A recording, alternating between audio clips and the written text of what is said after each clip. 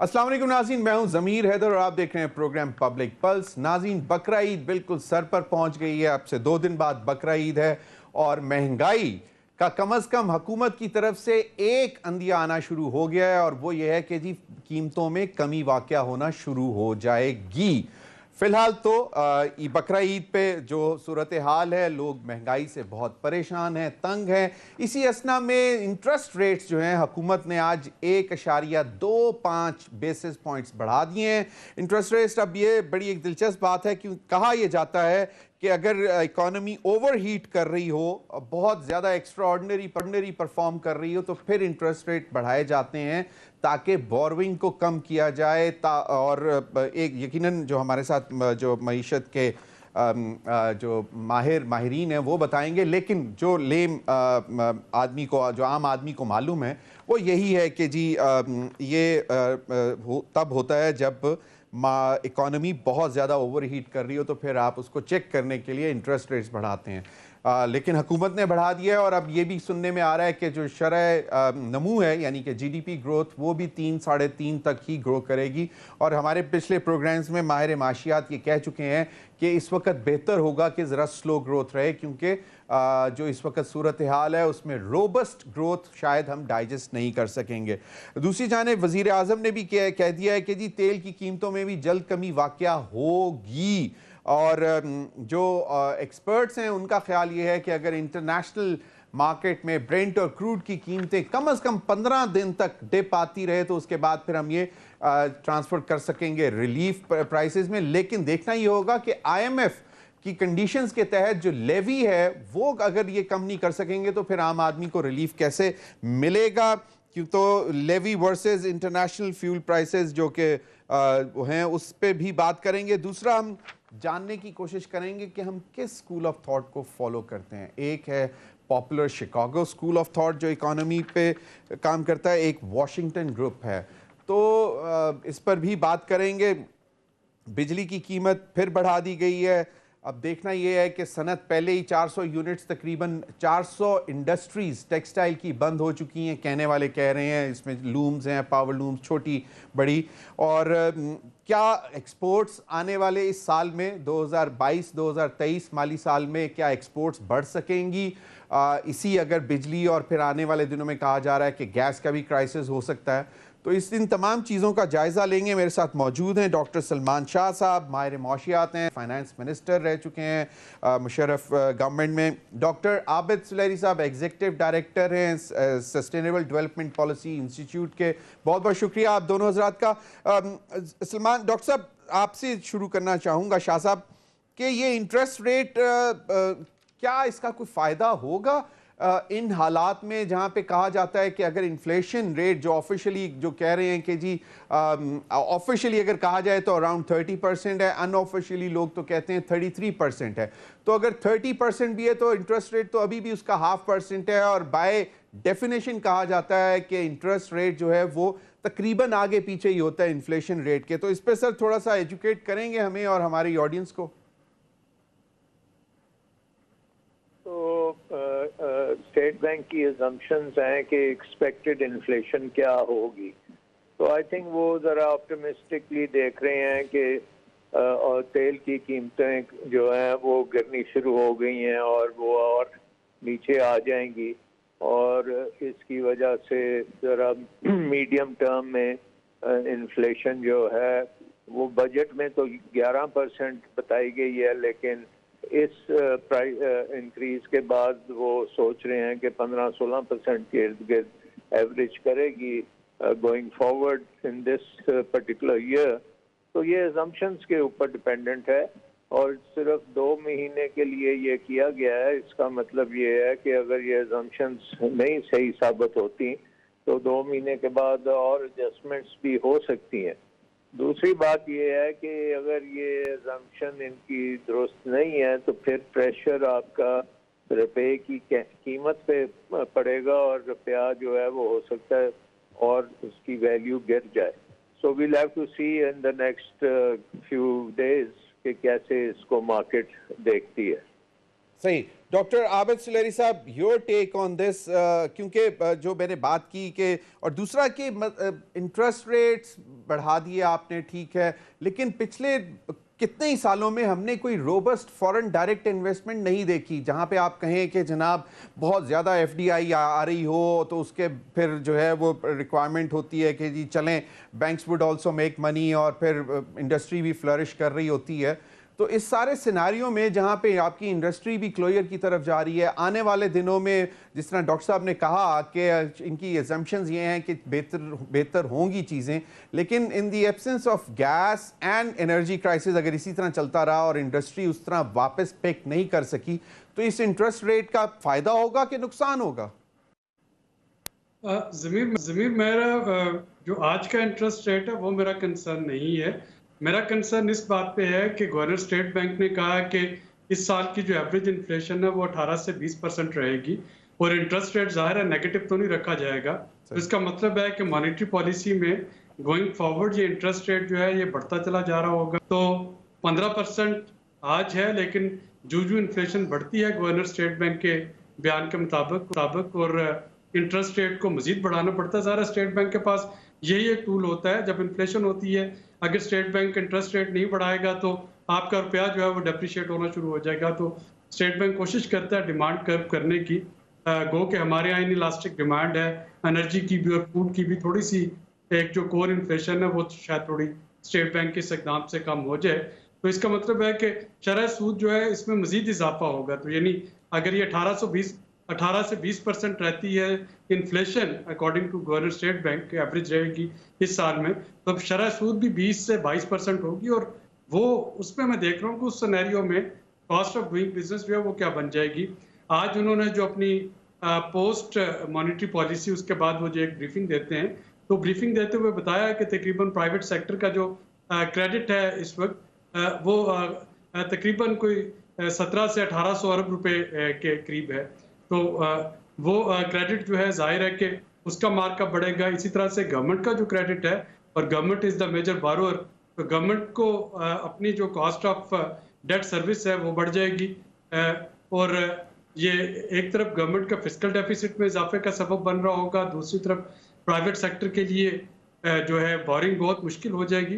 तो ये हुकूमत के लिए और प्राइवेट सेक्टर दोनों के लिए काफ़ी मुश्किल मरहले है जो अगले आने वाले चंद माह हैं। जिस तरह की इस वक्त पेशीन गोई जो है वो की जा रही है, और ये सिर्फ पाकिस्तान के साथ नहीं है, बदकिस्मती से पूरी दुनिया के साथ ऐसा ही हो रहा है। सही। डॉक्टर सलमान शाह साहब, ये जिस तरह अभी डॉक्टर सुलेरी साहब ने ये कहा है कि जो एक बहुत पॉपुलर हमारा स्लोगन है, ease of doing business is best in Pakistan, और बिजनेस कम्युनिटी को आप अट्रैक्ट भी करना चाहते हैं। अब ये अगर इंटरेस्ट रेट जिस तरह जो अगर वाकई गवर्नर स्टेट बैंक की अगर जो प्रिडिक्शन है और वो वैसे ही रहती है, अल्लाह करे उस इन्फ्लेशन में कमी रहे, लेकिन अगर वही रहती है तो उसमें तो डूइंग मतलब ease of doing business would not be at all easy. और दूसरा ये कि अब IMF जो है ये क्या ये स्टिल IMF कंडीशन ही चल रही है जिस पे अब आज हम बात कर रहे हैं कि इंटरेस्ट रेट बढ़ा दिया है, और अगर उस तरह कोर इन्फ्लेशन के तहत नहीं बढ़ाया गया तो ये तेजी से बढ़ता नजर आएगा हमें हर क्वार्टर में? नहीं, आई थिंक ये तो बेसिक इकोनॉमिक प्रिंसिपल्स हैं और इसी तरह आपको जस्ट करना पड़ेगा। बट जो बात आपने की है कि इन्वेस्टमेंट के ऊपर इसका क्या इम्पैक्ट होगा, जाहिर है कि हमारा अभी जो बजट हुआ है उसमें तो हमने बहुत ज़्यादा टैक्सेस लगाए हैं जो कि इन्वेस्टमेंट के ऊपर ही बेसिकली वो टैक्सेस हैं, क्योंकि आपने कंपनीज के ऊपर उनके प्रॉफिट्स के ऊपर एक्स्ट्रा टैक्स लगाए हैं जो नॉर्मली रिटेन किए जाते हैं प्रॉफिट्स और फिर वो इन्वेस्ट किए जाते हैं। सो वो तो इन्वेस्टमेंट आपकी खासी हद तक गिरेगी। दूसरी चीज़ है कि एक्सपोर्ट सेक्टर को हमें ज़रा देखना है कि एक्सपोर्ट सेक्टर में क्या होगा। वहाँ पे भी उनके इश्यूज जो हैं वो इंटरेस्ट रेट से आगे चल के वो उनकी रियली एनर्जी कॉस्ट उनका बहुत बड़ा इशू बना हुआ है, क्योंकि उनकी एनर्जी गैस के ऊपर वो खासे डिपेंडेंट हैं और वो एक उनके साथ डील थी जो अब हुकूमत ने ख़त्म कर दी है कि उनको कंपेटिटिव एवरेज पे देंगे, रीजनल एवरेज पे गैस देंगे, वो ख़त्म हो गई है। तो उससे आई थिंक कि एक्सपोर्ट्स वालों को उससे ज़्यादा खतरा है रादर दैन के इंटरेस्ट रेट्स उनके ऊपर जाएंगे, क्योंकि बेसिकली एक्सपोर्टर्स जो हैं वो तो डॉलर्स में कमाई करते हैं और उनकी जो इनपुट कॉस्ट हैं उसमें जो हमारे लोकल कॉस्ट हैं वो तो इम्पैक्ट करेंगी थोड़ी बहुत, बट डॉलर्स के पॉइंट ऑफ व्यू से उनको इतना नुकसान नहीं होता। सो अब आई थिंक देखना ये है कि हमारी इकोनॉमी के जो इंसेंटिव्स हैं उसकी वजह से क्या हमारी एक्सपोर्ट सेक्टर सामने आएगा और हमारे मसलों को हल करेगा या नहीं करेगा। नंबर 2, क्या एक्सपोर्ट सेक्टर में और इन्वेस्टमेंट होगी या नहीं होगी। सो ये बहुत सी चीज़ें हैं जो इम्पैक्ट कर रही हैं और सबसे बड़ा इम्पैक्ट जो इस वक्त चल रहा है वो हमारा पॉलिटिकल अनसर्टेनिटी है, क्योंकि हमारे मुल्क में बहुत ज़्यादा इस वक्त पोलराइजेशन भी है, डिसरप्शन भी है और गवर्नमेंट्स की एडमिनिस्ट्रेटिव प्रॉब्लम्स बेशुमार हैं। बजट्स जो बने हैं वो भी कोई इतने अच्छे बजट्स नहीं बनाए, बड़ी जल्दी में बनाए हैं, बड़े ब्यूरोक्रेटिक बनाए हैं। एक ऐसी गवर्नमेंट ने बनाए हैं जो 1-2 महीने पुरानी गवर्नमेंट है जिसने आके बनाए हैं। तो ये सारी चीज़ें जो हैं ये आई थिंक क्यूमुलेटिवली हमारी इकोनॉमी के लिए बहुत नुकसानदेह हैं और हम देख रहे हैं कि बहुत से इश्यूज पैदा हो रहे हैं कि एक स्मूथ सॉफ्ट लैंडिंग जो हम चाहते थे उस किस्म की चीज़ हो नहीं पा रही और जो डिफ़ॉल्ट का आपका सिनारियो है वो फाइनेंस मिनिस्टर तो कहते हैं कि डिफ़ॉल्ट टल गया है, लेकिन आई थिंक कि जब तक एक सॉलिड एग्रीमेंट नहीं होता IMF के साथ और जब तक आपकी ये तमाम चीज़ें इन प्लेस नहीं आती, पॉलिटिक्स आपकी ठीक नहीं होती, तो हम इस तरफ बड़े आराम से खिसक सकते हैं। इकॉनमी जो है वो बहुत ही इस वक्त अनसर्टन जोन में है और इसमें अनसर्टेनिटी हमारी इकोनॉमिक मैनेजमेंट की भी है, पॉलिटिकल मैनेजमेंट की भी है और इनडिसाइसिवनेस जो है उसकी वजह से भी है। सो आई थिंक इसमें आप ये सारी चीज़ें जो हैं स्टेट बैंक अगर सही काम करता रहे और आप एक IMF के साथ प्रोग्राम भी कर लें तो फिर आहिस्ता आहिस्ता I think we may start moving toward some sort of stability.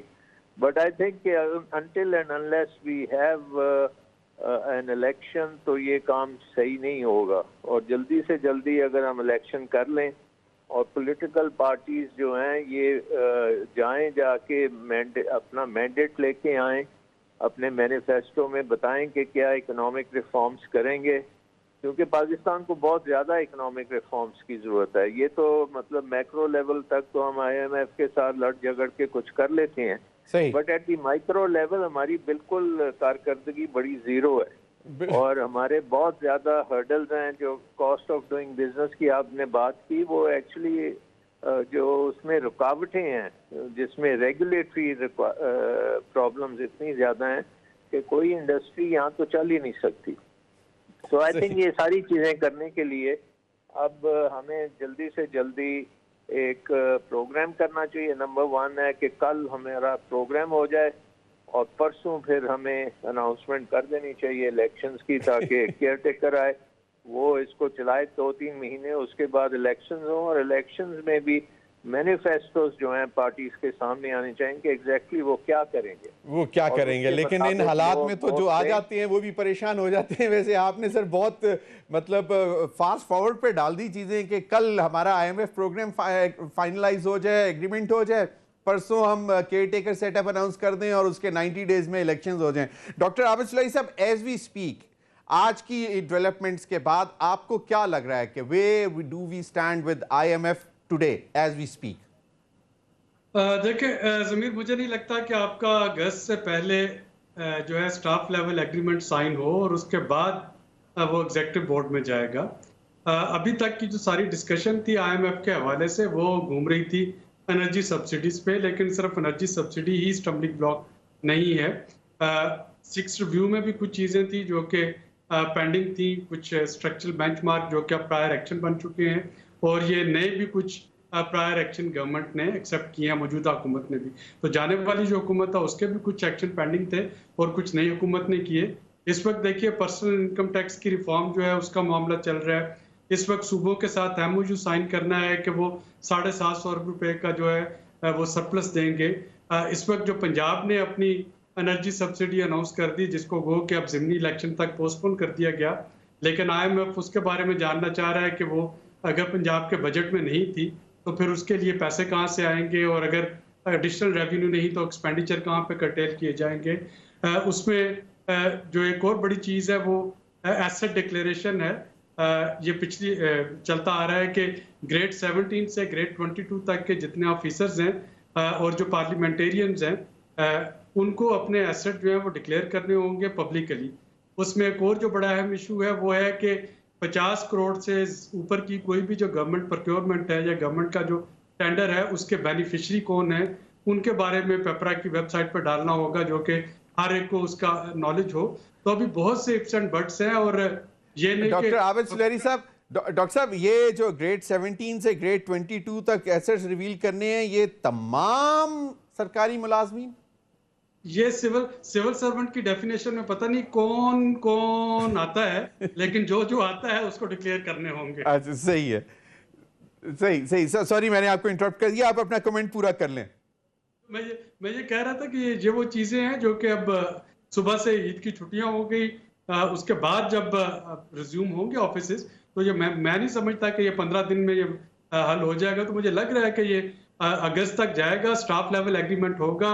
Staff level अभी अगस्त में दोबारा से पेट्रोलियम डेवलपमेंट लेवी में 10 रुपए कीमत जो है वो बढ़ाई जाएगी, डिपेंडिंग के आलमी मंडी में उसकी कीमत उस पर क्या होगी।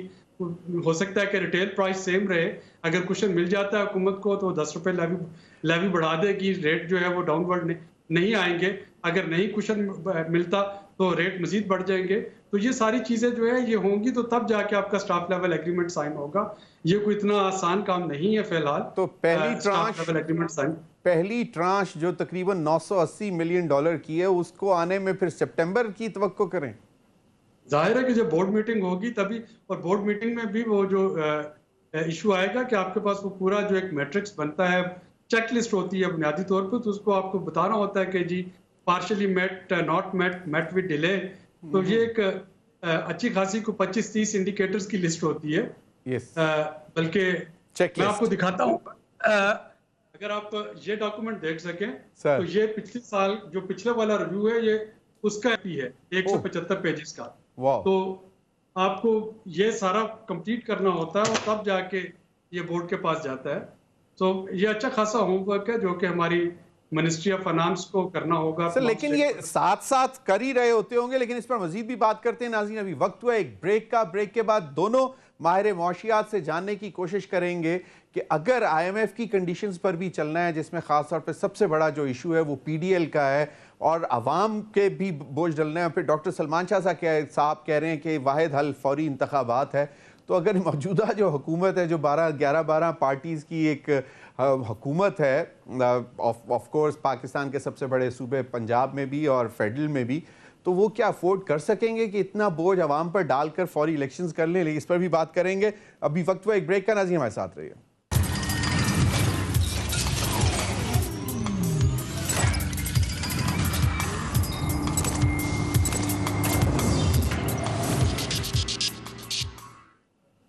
वेलकम बैक नाज़रीन। डॉक्टर सलमान शाह साहब, डॉक्टर आबिद सुलेरी साहब ने जो बात की कि IMF बहुत सारे सवालात कर रहा है, तो आपको वैसे, क्योंकि आप लाहौर में बैठे हुए हैं, पंजाब के दिल में, आपको क्या लगता है कि this was a political decision और दे मेंट कि आम आदमी को, गरीब को रिलीफ मिल जाए? और 100 यूनिट तो अब मुझे नहीं समझ आती कि कौन सा हाउस होल्ड इस्तेमाल करता होगा। यकीनन करते भी होंगे, कुछ ऐसे घर हैं जो कि हाउस होल्ड्स हैं जो कि 1-1, 2-2 कमरों पे मुश्तमिल हैं, ना उनके पास कोई और गैजेट है, मतलब कोई जो जिनको आप कहते हैं कि बड़ी जिस तरह TV, फ्रिज, AC वगैरह, सिर्फ एक पंखा, 2 पंखे, 2 लाइटें। तो आपको क्या लगता है कि ये it was a political move या इसके पीछे इन्होंने कोई एक्सरसाइज की थी? नहीं, आई डोंट थिंक कि क्योंकि बजट के टाइम पे तो ऐसी कोई बात नहीं आई कि कोई हम रिलीफ दे रहे हैं, क्योंकि अगर दी होती तो बहुत उसको मिलती, कवरेज बहुत मिलती। तो ये तो लगता है कि it's an after thought and it is primarily related towards the election. तो वो तो इलेक्शन गिमिक नजर आ रहा है और इलेक्शन कमीशन ने भी कहा है कि जी आप जब तक इलेक्शन नहीं होते उस वक्त तक आप नहीं कर सकते। सही। बट आई थिंक जो आपने बातें की हैं ये बहुत ज़रूरी हैं। इससे आप ये अंदाज़ा लगा सकते हैं कि IMF के साथ अभी बहुत सी चीज़ें हैं जो कि ओपन हैंडेड है और उसकी तैयारी हमारी उस तरह से नहीं है जिस तरह से गवर्नमेंट बता रही है कि जी हमारा मोर और लेस हो चुका है सारा कुछ। तो आई थिंक सबसे इम्पोर्टेंट बात इस वक्त है कि कम से कम स्टाफ लेवल की एग्रीमेंट अब सामने आ जानी चाहिए और जो चीज़ें वो IMF जो बातें कर रहा है वो भी एक किस्म की हमारे लिए एक लम्हा फिक्रिया भी है, इन द सेंस के वो बेसिक क्वेश्चन रेज कर रहे हैं about accountability, about money laundering, about CPEC, about debt problems और हमारी मैनेजमेंट और हमारी एडमिनिस्ट्रेशन। और वो सिग्नल तो यही दे रहे हैं कि जितना पैसा हम डालेंगे यहाँ डूब जाएगा।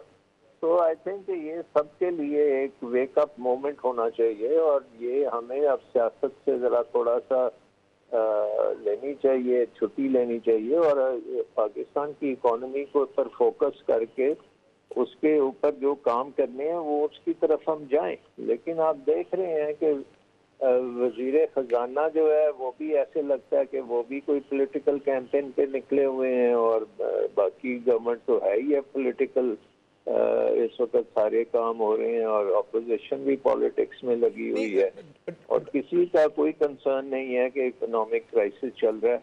नहीं शाह साहब, लेकिन दो तीन प्रेस कॉन्फ्रेंसेस, एक एनर्जी मिनिस्टर आता है, एक फाइनेंस मिनिस्टर आता है, फिर प्राइम मिनिस्टर स्टेटमेंट्स दे रहे हैं कि जी तेल की कीमतों में कमी आ रही है, जल्द महंगाई से निजात मिलेगी। इट्स ऑल पॉलिटिकल गिमिक या इस पे कोई ये नंबर्स बैठ के डिस्कस भी करते हैं? आपको लगता है कि कोई एक्सरसाइज चल रही है कहीं पे, या जिस तरह आप कह रहे हैं कि इट्स ऑल मतलब बस ये पॉलिटिकल मूवमेंट्स अराउंड?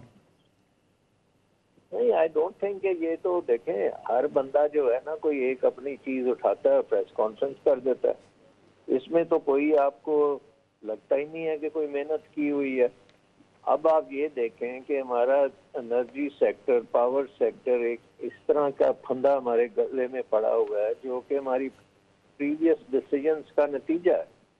और क्लियरली एक तरफ तो हम ये कहते हैं कि देखें हमने लोड शेडिंग ख़त्म की और हमने कितने खूबसूरत ये प्लांट्स लगा दिए हैं, और दूसरी तरफ हम कहते हैं इन प्लांट्स को चलाने के लिए हमारे पास पैसे ही नहीं है, इनको फ्यूल को मंगाने के लिए गैस के जब आप टेंडर करते हैं तो टेंडर ही कोई नहीं आया।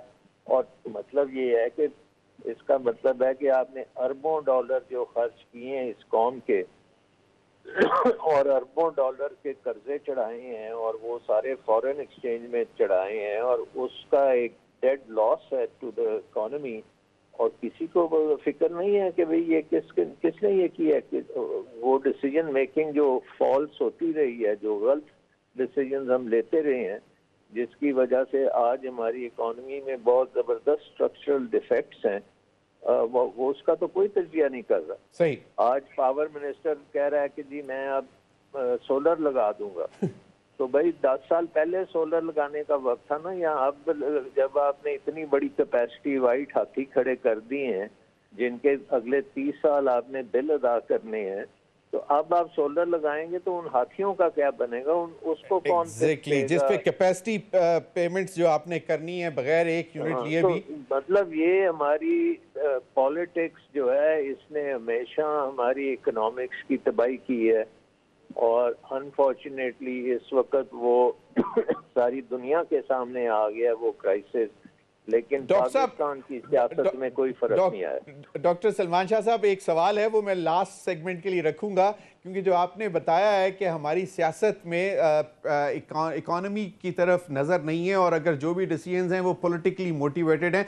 डॉक्टर आबिद सुलेरी साहब, मुझे एक बात बताएं कि अगर IMF के साथ मामला सितंबर तक जाते हैं या अगस्त तो मिनिमम जाते ही जाते हैं, तो उसके बाद जो इस पे बैंक किया जा रहा था कि जनाब सऊदी अरब भी IMF को देख रहा है, उधर से कुछ आ जाएगा, चाइना देख रहा है या फलां देख रहा है, फलां देख रहा है, तो अब उनको भी हम समझें कि अभी कुछ भी कहीं नहीं है, ऑन ग्राउंड कुछ भी नहीं है?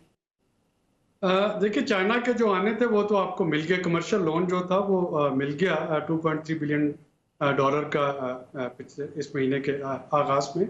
बाकी जो है वो IMF के साथ मशरूत हैं। जो डिफिकल्टी आ रही है वो ये है कि जब तक IMF के साथ ये स्टाफ लेवल एग्रीमेंट जो है अनाउंस नहीं हो जाता, रुपया स्टेबल नहीं होगा। और ये यानी जितने दिन ज़ाया हो रहे हैं, आप समझिए कि वो जो रुपए की डेप्रिसिएशन चल रही है वो इससे डिले का नतीजा है, और फिर इतने डेप्रिशिएटेड रुपए को रिकवर करना जो है वो मुश्किल हो जाएगा।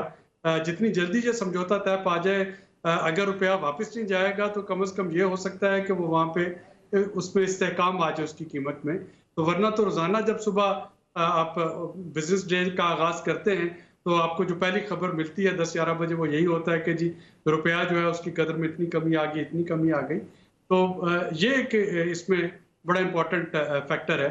एक और जो इम्पोर्टेंट फैक्टर इस वक्त अनसर्टेनिटी क्रिएट कर रहा है वो है कि क्या डार साहब वापस तशरीफ ला के वो संभालेंगे ये अमूरे वैसे यही सवाल मैंने एक्चुअली लास्ट सेगमेंट के लिए रखा था, और चलें आपने कर दिया। नोट नोट, बिल्कुल बिल्कुल, प्लीज प्लीज, सॉरी। क्योंकि जो मेरे जिन दोस्तों से मेरा राब्ता रहता है मल्टीलैटरल अदारों में, तो वो ये जानने में बड़े क्यूरियस होते हैं कि अच्छा जी आपके ख्याल में अब वजीर खजाना कौन बनेगा, और मैं उनको यही समझाने की कोशिश करता हूँ कि भाई ये असल काम जो है वो तो मिनिस्ट्री ऑफ फाइनेंस की टेक्नोक्रेसी कर रही है, और ब्यूरोक्रेसी जो है वहाँ पे बैठी वो कर रही है।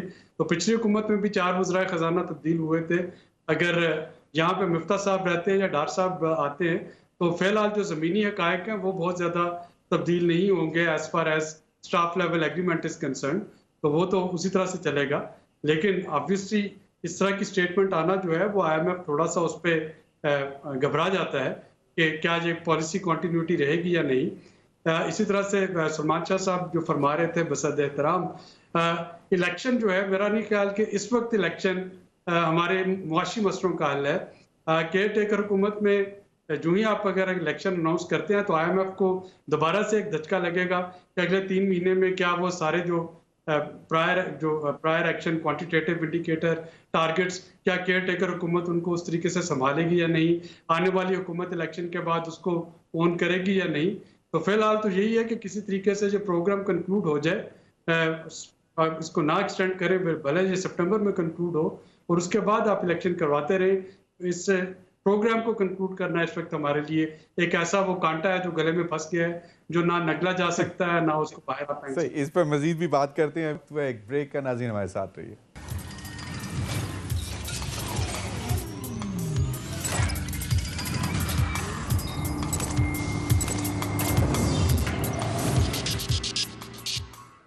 वेलकम बैक नाज़रीन। डॉक्टर सलमान शाह साहब, ये की क्वेश्चन मैंने रखा था, लेकिन वो डॉक्टर आबिद सुलैही साहब ने उसका जिक्र किया। यकीनन IMF भी इन चीज़ों को देख रही है। सर, इसाक डार और Miftah Ismail, quickly, who would be a better finance minister choice as we speak now? कि आज अगर इसाक डार होते तो बेहतर होते या मिफ्ता इस्माइल साहब बेहतर? नहीं, जाहिर है कि हमारा जो डेट ट्रैप है वो तो इसाक डार साहब ने क्रिएट किया था और आज तक हम उसकी कीमत अदा कर रहे हैं, और कोई कंपैरिजन नहीं है। मिफ्ता इस्माइल साहब एक प्रोफेशनल इकोनॉमिस्ट भी हैं, इवन दो वो खासे सियासी होते जा रहे हैं, लेकिन स्टिल इसाक डार साहब के कंपैरिजन में तो वो उनकी बहुत बेहतर है टेक्निकल एबिलिटी। और अगर इसाक डार साहब भी आते हैं तो उनको बैकग्राउंड में ही रहना चाहिए, अपनी इनपुट जरूर दें, लेकिन मिफ्ता इस्माइल साहब को हमें सामने डेफिनेटली रखना चाहिए। और एक IMF के साथ प्रिंसिपल्स जो हैं वो ब्रॉड बेस एग्रीमेंट्स हो जानी चाहिए, स्टाफ लेवल की एग्रीमेंट। मैं तो हकीकत में आई एम क्वाइट सरप्राइज कि अभी तक हम नहीं कर पा रहे, क्योंकि हम पॉलिटिकली रेडी नहीं है काम करने के लिए।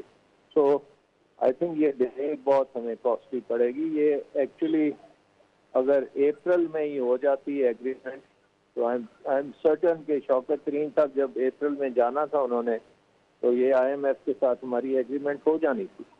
लेकिन इतनी बड़ी हमने रजीम चेंज कर दी और उसकी वजह से हमारा जो रिस्क प्रीमियम है दुनिया में बिल्कुल एक्सप्लोड कर गया, बहुत ज़्यादा हो गया, और उसकी वजह से एक किस्म का जो कहते हैं ना रन ऑन द बैंक, वो पाकिस्तान के ऊपर एक रन क्रिएट हो गया। सही। सलमान शाह साहब, एक चीज मैं जानना चाहूंगा कि डू यू थिंक, क्योंकि डार साहब तो बहुत पुराना नेगोशिएट करते आ रहे हैं IMF के साथ, मतलब वुड ही डार साहब would be a difficult negotiator for IMF? तो हम कुछ कंसेशंस लेने में कामयाब हो सकते हैं, क्योंकि ये ज्यादातर PMLN का ये ख्याल है कि डार साहब is a tough negotiator. I think again this is politics. There is no such thing as a tough or a mild thing. हालात के मुताबिक आपने देखना है। अगर आज आपका बॉन्ड जो है वो 30-35% डिस्काउंट पे चल रहे हैं, तो इसका मतलब है कि आपका पॉलिटिकल रिस्क जो है वो इतना आसमान पे चढ़ा हुआ है, जो कि ना दार साहब कम कर सकते हैं, कोई और भी नहीं कम कर सकता।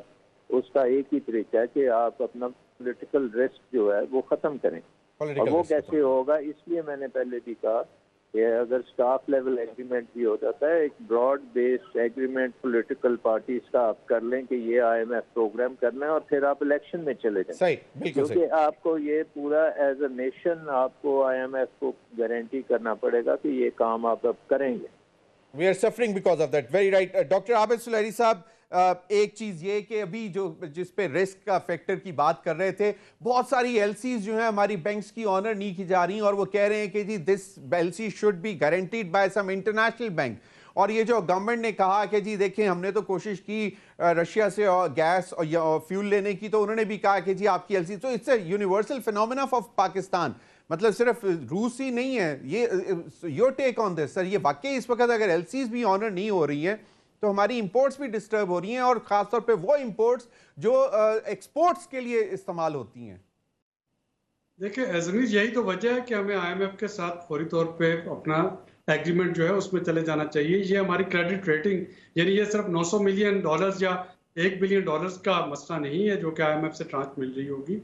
ये आपकी क्रेडिबिलिटी और आपकी जो क्रेडिट रेटिंग है वो है। जब तक आप IMF प्रोग्राम में हैं तब तक पूरी दुनिया के जो लेंडर्स हैं उनको मालूम है कि आप एक फिस्कल डिसिप्लिन में चल रहे होंगे। अगर आप उस प्रोग्राम में नहीं है तो उसका सिंपल मतलब यही है कि आप खुदा न खास्ता श्रीलंका की तरह अपनी मुआशत जो है वो चला रहे हैं और उसमें डिसिप्लिन नहीं है। और उस तरह के बोरोर को कोई भी मुल्क जो है या कोई भी अदारा जो है वो कर्ज देने के लिए तैयार नहीं होगा। तो डॉक्टर आबिद सुलहरी साहब, we are at the brink of default as doctor Salman Shah साहब सेड। अल्लाह ना करे कि ऐसा हो। मेरा नहीं ख्याल कि हम डिफॉल्ट में एज सच जाएंगे, क्योंकि जो हमारा लेकिन हम तकरीबन उस बॉर्डर लाइन पे हैं इस वक्त, बॉर्डर लाइन के थोड़ी सी भी स्लिपेज जो है वो खुदा न खास्ता चीजों को बड़ा ट्रिकी बना देगी।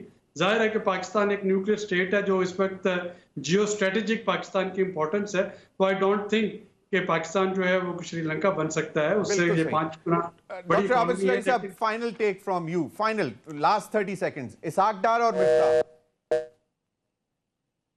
डॉक्टर आबिद सुलहरी साहब, कम से कम उसको IMF के साथ अपने नेगोशिएशन का फायदा उठाते हुए टारगेटेड सब्सिडीज पहले से डिस्कस करके देनी चाहिए।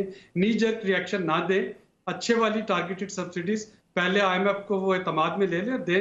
IMF आपको बिल्कुल उसको देने की वो गुंजाइश देगा प्रोग्राम में, लेकिन सियासी जो अनाउंसमेंट है वो ना IMF मानेगा और ना उसका कोई फायदा होगा।